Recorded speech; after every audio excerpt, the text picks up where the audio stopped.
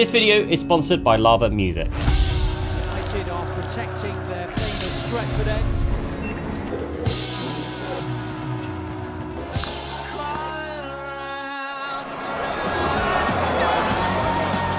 Well, they're already in trouble. United right down the middle, an early chance. And in the end, the referee's given a free kick on the edge of the box.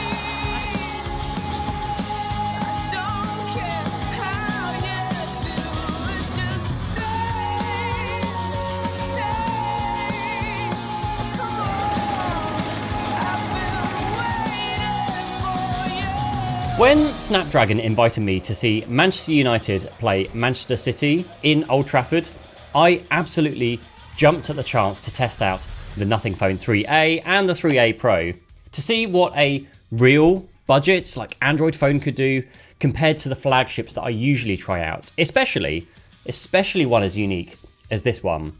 But here's the problem. Over 20 years ago, my dad used to work for Sharp, who used to be the jersey sponsor for Manchester United, and one day he brought home a signed Manchester United football, but not just any football. This was the Alex Ferguson glory years. We're talking Ryan Giggs, David Beckham, Eric Cantona, Peter Schmeichel, absolute legends. But over the years, I've just kind of lost touch with the game and the team, but I absolutely had to get a football signed by the current team so I can hand it down to my son as a sort of tradition, and not a pre-printed one, a proper signatured ball. So yeah, this one is going to be a pretty tough one to follow up.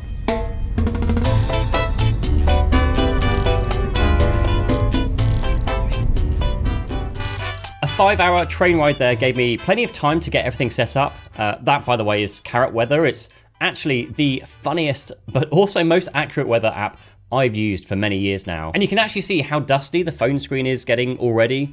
Now this is a pre-applied screen protector, so it's, worst case I can just take it off because it is collecting a lot of scratches, as you can see already. Now I did need to hotspot my phone for a bit, so decided to do a short battery drain test when hotspotting. Now we started at 64% at 12:22, and within 20 minutes of me trying to find where my 5090 graphics card was, since Amazon was telling me somebody cancelled the order, and we were down by 2% at 64% by 12:22. Although, one thing I always pack with me on these long train journeys are these UGREEN power banks. Now, I'm not sure how long the phone battery will last on this trip, especially a 5-hour train ride.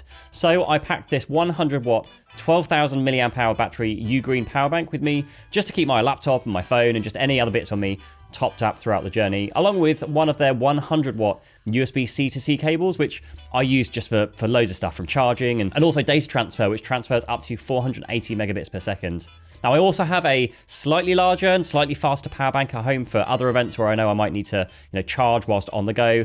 And these are still really small, but still lightweight enough to keep in my backpack. But shortly after this, I realized it makes no real sense to fight against the inevitable battery drain of this journey. So I did the whole thing without charging, just to really see what the 3A Pro was capable of. I was also pleasantly shocked to see that the Nothing Phone 3A and 3A Pro support Snapdragon's aptX HD, which means much higher quality sound than regular Bluetooth provides. Especially, again, as this is somewhat of a budget phone at like half the price of an iPhone or the S25 Ultra. Now, I killed some time with some Duolingo, continued to migrate my home automation devices to Homey, where I used Google Gemini to calculate gas prices for me.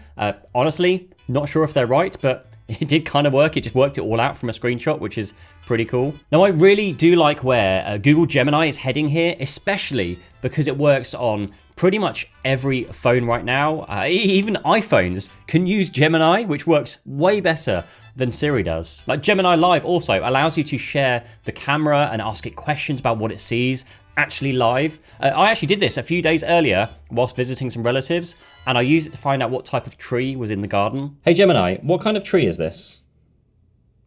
That's a beautiful tree. It's a sassafras. And those vibrant red leaves are really something, aren't they? Do you have any other trees you'd like me to identify?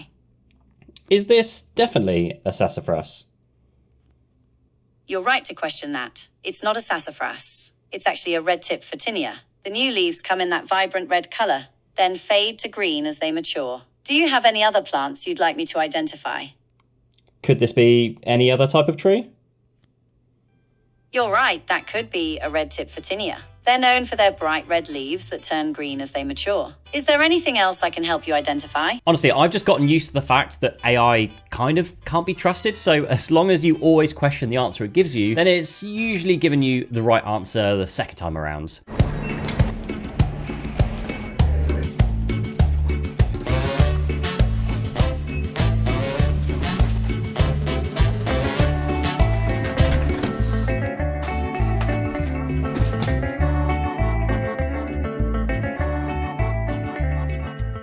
Finally got checked in to the hotel. And here, right, the battery was pretty much dead, 10% left at 4:39 p.m, which honestly for 5 hours of screen on time isn't all that bad.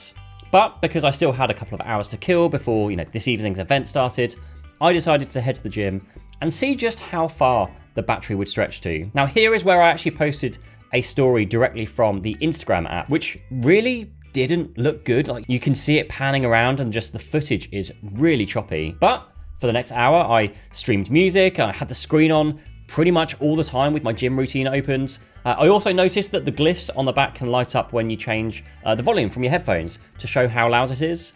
And this took me to 1% at 5:30 p.m. before it died, which I think was actually a really, really solid battery life with this phone.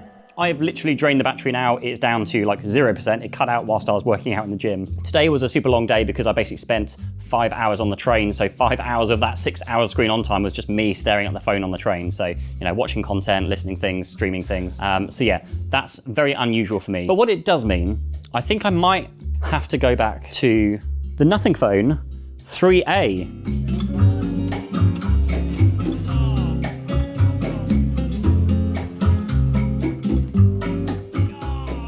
Okay, so I'm really not any good at shuffleboard. I just couldn't get the hang of things, but it was a really nice icebreaker event to just meet everyone we were traveling with. Okay, so first things first. Impressions on the essential space, I think they're calling it, which is this button on the side that you push, and you can push and hold to either take a screenshot, or you can push and hold to record like an audio note. And it goes into this essential space. I think they might be onto something here, because for this entire journey to get to Manchester, where I am here today, I had a ton of like QR codes that were sent to me, and I've got like an itinerary of all the things we're doing and what times we need to be in, what places and when. And I essentially just pushed the button on the side. It screenshotted all of that data, put it into this essential space, and I put it in its own folder for this Snapdragon event we're at. And it's really, really good. It has literally pulled all of the data out of all of those kind of screenshots, taken out the QR codes, any reference numbers. It's taken out any dates and times and put them as like a to-do task, so that as I've been traveling here today, it's like catch the train at 2 o'clock and check it off like a to-do list item. I think it's really clever. It is a shame there's no web interface to load stuff on from my laptop, and also it's a shame you can't just add things like PDFs. It is just screenshots right now with the audio or text recordings next to it. And also the widget seems locked on one event rather than the next event. It never really changed throughout my whole stay here. But tomorrow is when the real fun begins.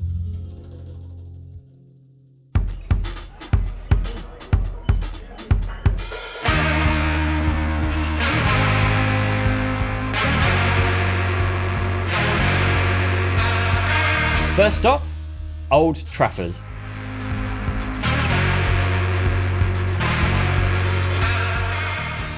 And here is where I found the room with all of the legends that I, a 40-year-old, almost 40-year-old, actually remember. Like, we also got to walk around the pretty much empty stadium to learn more about the club's history. We saw the changing rooms, the tunnel where both teams run out from each game. We even got to sit in the team's own chairs, which, fun fact here, the home team seats are heated, the away team seats are not. I kind of thought that was quite funny. Right. We're on a mission to find a football.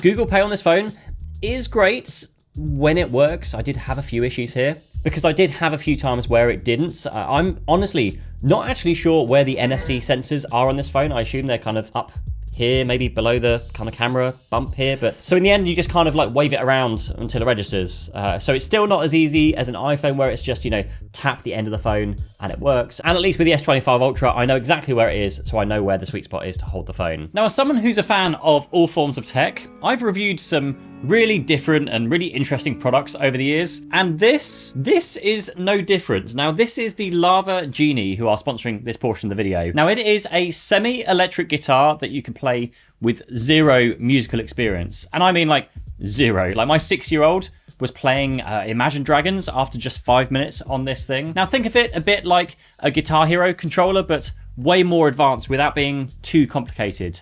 Now, you can hook it up to an app which has thousands of different tracks that you can play along to, which it does by then lighting up the side of the guitar so you know where to place your fingers. And with the other hand, you have different places to tap, which makes different sounds. And there are hundreds of different sounds that can be played by using its onboard speaker. Now, it's the kind of thing that you buy if you perhaps love singing but can't play something like a guitar or a piano to accompany your beautiful singing voice. Now, if you are interested, check them out using the link in the description down below. Whilst eating lunch, I realised I was getting a bunch of notifications. And I really like here that you can customise notifications way more on Android, right down to the subcategories of notifications within each app. And here it even shows you how often each type of notification displays, so you can quickly spot and switch off the repetitive and annoying like repeat offenders. There's also a feature called Flip to Glyph, I think it's called, where you can flip your phone over and the phone will flash to just show you that it's in like silent, like do not disturb mode. Again, just kind of fun, kind of playful, but also kind of useful features. Just a note here, like if you're sat having lunch and have your phone out on the table, maybe you're in a big group chat or something, and that thing will just flash for all eternity. Totally annoying, especially if you're meant to be listening to Man United legend Mickey Thomas. After that tour, we went on our own tour of Manchester with Daniel. Thank you so much from Zone of Tech for giving us the guided tour, and also Hayley from Hale's World. Now, Manchester is actually a pretty beautiful place, especially with this weather between the water and the blue skies. We saw a bunch of swans, including a black one. I think that's a rare thing. I had so much time here to test out the cameras on this whole trip. Daniel also showed us the oldest building in Manchester, which is a pub. Of course it is. Nothing says British more than the last standing pub in Manchester, which actually did get bombed in the World War and then restored and even raised up a level, which is pretty incredible. And even though this is a budget phone, it goes up to 3000 nits of peak brightness. So even in bright sunshine like this, it's super easy to see the screen. We toured around Manchester Cathedral. I then called an Uber back to the hotel. And again, fun use of the glyphs here is that they can show you how far away the Uber driver is from your location. You can see the bar filling up as they get closer. I thought this was actually a pretty cool feature and a pretty useful feature without having to go in and constantly check the Uber app.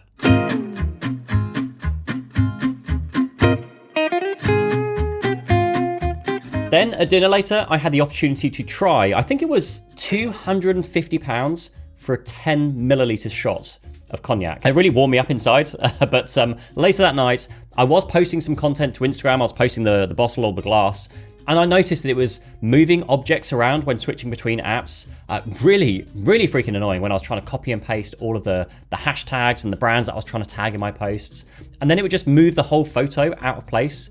And it's not the first weird UI issue I've seen either. That Carrot weather widget, for example, sometimes just doesn't fit into the space properly, so it just overlaps. It just doesn't look that great. But overall, Nothing OS is pretty solid. Generally speaking, it's actually pretty fast overall, aside from just a few times during this trip where it just really lagged, like really badly when multitasking. I also tried using the basic Nothing OS theme where everything's like black and white, but honestly, just after a while, I just had to switch it back to the full color mode. I couldn't find the apps when I needed them, but I'd love to be able to switch to that Nothing OS at some point. I like the idea that having everything black and white just makes you like less likely to get sucked into like mindlessly scrolling or just opening a social media app when you're a bit bored. But for me, at least for the rest of this trip, I just didn't have time to, search for the apps every time I needed something. So I just flipped it back to their main screen, and I just need to know that like instant color recognition of knowing which app was which, by their logo. Okay, it has been a wild day today. So we have been to the Manchester United Old Trafford Stadium, and we had a tour around the whole of like Old Trafford. We get to see all the trophy room and all the shirts, and it was just, it's been an incredibly busy day. And then we got to go to the store where I have acquired the Manchester United football, which I am hoping that I'm going to be able to somehow try and get this ball signed by the whole Manchester United team to go alongside my father's Manchester United ball, and then hand this to my son. So we have one football acquired. A matching Snapdragon shirt for my 6-year-old.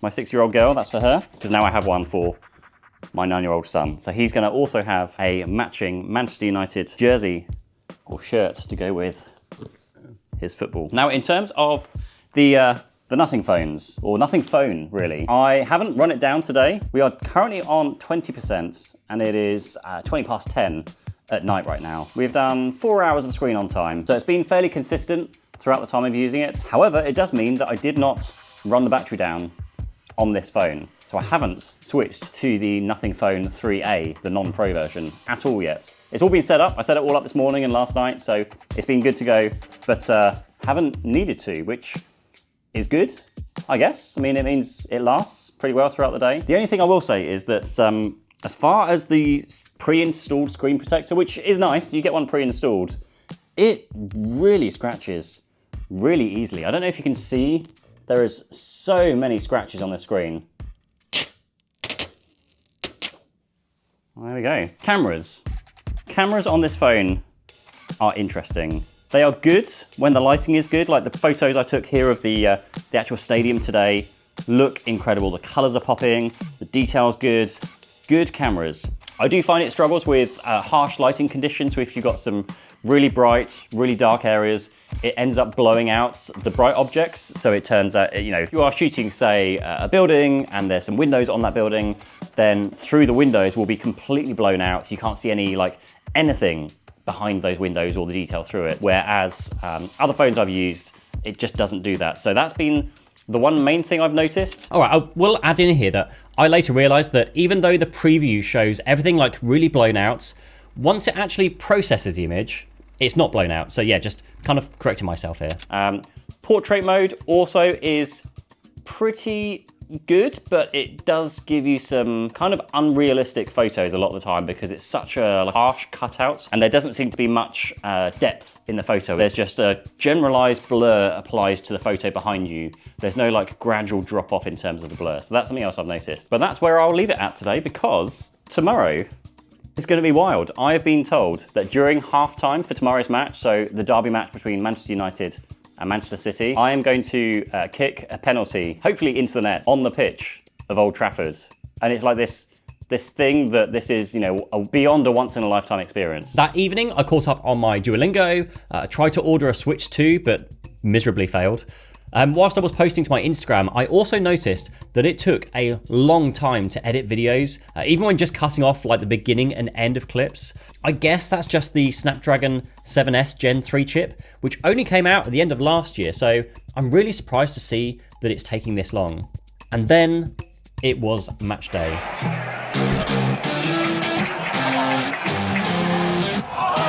Firstly, we were taken up to the Snapdragon box with this insane view of the pitch. Like this would be where we'd be watching the game and eating food and having drinks. Honestly, it was just really hard to not take a bad picture here with the lighting. It was such a great view of the pitch. Now here is where I did notice that at least when using the ultra wide camera, it would again blow out the bright parts of the image. Then only once it had post-processed the image would it then look good. It was kind of comparable to the S25 Ultra that I also had with me that day. The cameras overall, I would say, are okay, combined with some odd performance issues I've been having. If you do go and watch some footage back immediately after shooting it, it just looks really kind of, you know, stuttery when you're looking back at the footage. And I've also just had apps lock up on me from time to time. And when I say the footage from the Nothing phone is just okay, honestly, I did have the S25 with me and I wanted to see what the difference was. And it is a big difference. I will say that that's the first time I've really noticed that it's been such a big difference, especially being able to zoom in with that telephoto. Before kickoff, we quickly ran down to the pitch and I got a chance to test out the slow motion footage here. Now it's unfortunately only 1080p, it's not 4K. And then we grabbed a few pictures together. Maybe go tag them down in the comments down below if you know who any of these people are. And other than the fact it was a pretty dull game, there were a few good kind of goal-scoring opportunities. But the thing that I was nervous about was that penalty kick at halftime. I didn't actually realise, but they actually water the grass multiple times, like throughout the day, every day. So the grass is pretty much always wet. Even at halftime, they had the sprinklers on. Apparently it helps the ball move faster and for sliding tackles. But all of us were wearing regular trainers, so I really didn't want to slip up. I'm not going to slip up. In front of like 75,000 people.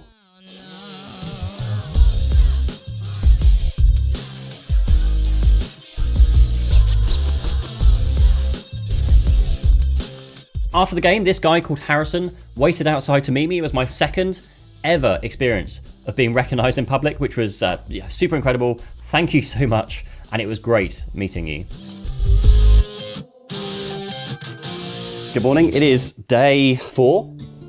The match was yesterday. Going on at halftime to kick a penalty was just a wild experience beyond all experiences. And I have noticed somewhat. So I've had the S25 Ultra with me with this trip because this is, with Snapdragon, and they also gifted me an S25 Ultra when I arrived. Awkward because I'm trying to shoot the Nothing phone review whilst I'm here as well. But I did miss that, the telephoto from the S25 Ultra, like comparing the Nothing phone to the S25 Ultra. When you do zoom in, of course, like you get much better photos from that telephoto just because you've got the extra reach with the S25 Ultra that you don't have with the Nothing phone. But I've been pretty impressed with the Nothing phone so far. For a budget phone, it's really solid. Really solid. This was my final last chance at getting my football signed. Because in a matter of hours, I'd be back on the train home.